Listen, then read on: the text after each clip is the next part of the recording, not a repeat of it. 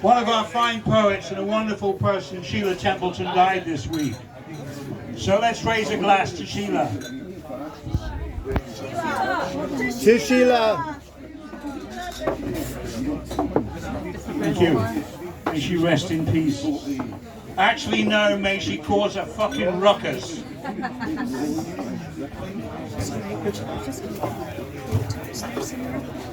Right. This is, I've got it, yeah. Okay. This is called Next Year. All these pieces are very similar. Next year. Consider who lies asleep in the dust. Solomon's glory has passed them by. They neither bloom nor wither. Uncover this earth, you will find more bones than could be counted, more dead weapons to broken fingers bound. Every torn out witless carcass found, a testament to this uncertain peace, this uncertain truce, while they gather their troops and make ready for another fucking war. Send me to another desert. Take my passport smile and point it far from here. Promote my journey as a child's day out. Say to me, I'll have clouds to wrap around my shoulders. Next year, I'll pick the topmost fruit and place it carefully in a basket and think how fortunate the sea did not swallow me. Remembering, forgetting won't seem so ripped apart. Bad apples I'll leave for maggots. Yay! Thank you, thank you. We need some sawdust, Tom. All these pieces I wrote about the sort of Gaza situation that's going on. So this next piece is called Opposition.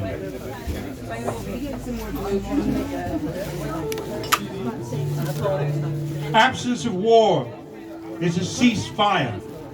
Peace is something else.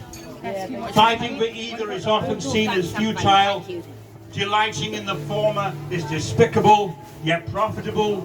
Last year, my countrymen, pouring oil on troubled waters, sold 85 billion pounds worth of weapons to a despot who dropped them along the Syrian border towns, where oil greases palms, where fierce midday sun edges populations into small boats, fresh ink glistening.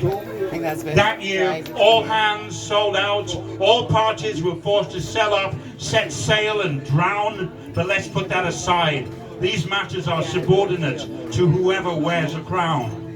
This year, it's the sons and daughters of another diaspora thrown out of their locality. Although to hear their well-heeled offspring talk of invaders looking to diminish the very meaning of society, you would think it was nothing more than a question of polarity. If opposites attract only fools, this rancor will never end. Our bright eyes and brave incantations will not replace the cold cloth of avarice, designed to make you make believe the glass, never empty, is really never full.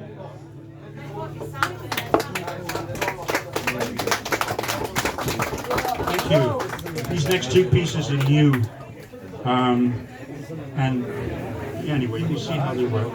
This next piece is called Inferno. That was my fault, I think. A wild horse stamped across the quiet corners of our mother's kitchen.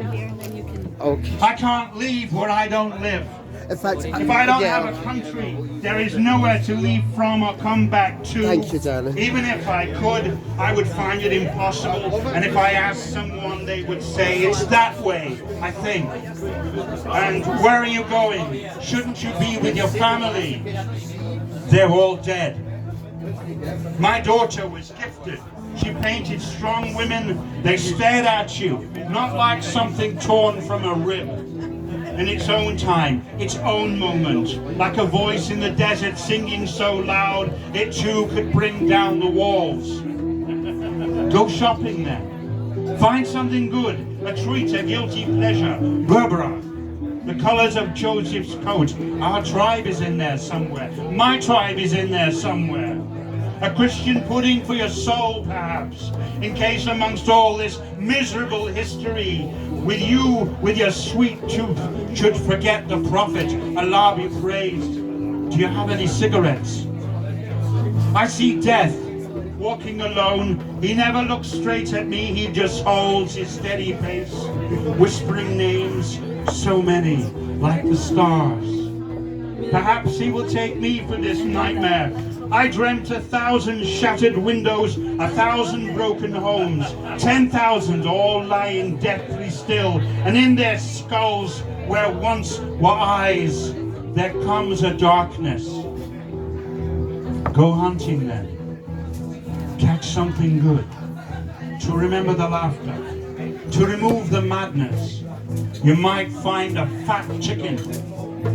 Aren't we all a little mad?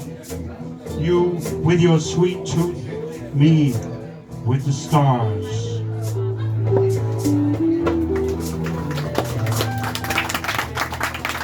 Thank you.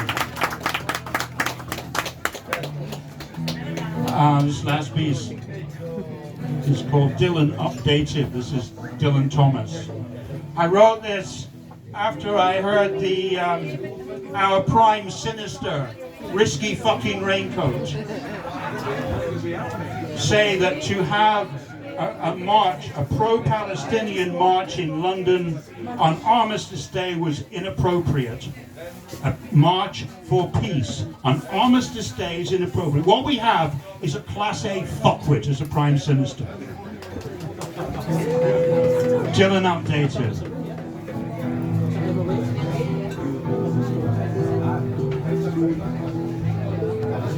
Do not go gentle to madness and fright. Life must burn and rave, all hell let loose.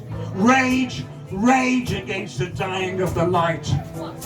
The ever cynical at their dispatch box think that dark is always right, because their words, expertly laced by design, prate and snare the easily led, who fly swastikas, play toy soldiers, salute and stare, hand over fist, secure by his lordship's laissez-faire. Do not go gentle into that good night. Good men and women, the last wave by, crying how bright their frail deeds might yet count like stars in a fair night sky. Rage, rage against the dying of the light. Wild men and women who caught and sang the timeless scars of a world in flight and learned too late they grieved it on its way. Do not go gentle into that good night. And you, my friend, brave men and women near death, who see with blinding sight cold eyes that once blazed like meteors, rage, rage against the dying of the light. And you, my friend, there on the sad heights, curse indifference, curse their well-heeled nefarious ways, curse the pulpit-sanctioned warmongering malevolence, curse their very breath, and bless those who march the slow, hard-tack, cold-racked, broken path to history's salvation, our future's repair through time's constant portal. With your fierce tears and determined praise, I pray, do not go gentle into that good night. Rage, rage against the dying of the light.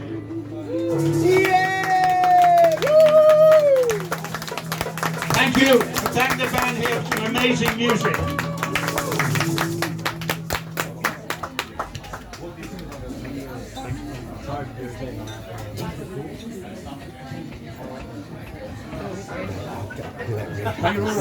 Thanks very much to Ray Evans. Next reader seems to have left the room. Oh, bless you. Next reader is Craig Devine.